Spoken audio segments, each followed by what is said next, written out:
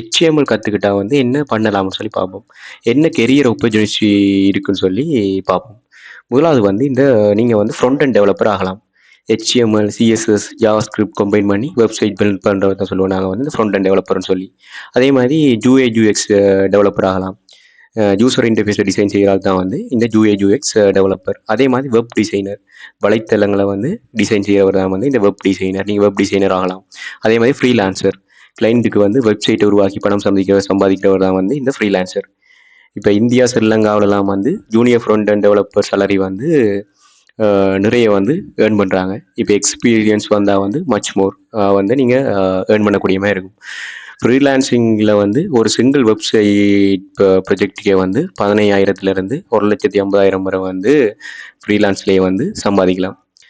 HTML மட்டும் கற்றுக்கிட்டா போதாது, CSS, JavaScript, React எல்லாமே சேர்த்து கற்றுக்கணும். ஆனால் இந்த HTML தான் வந்து உங்களுக்கு வந்து ஃபவுண்டேஷன்.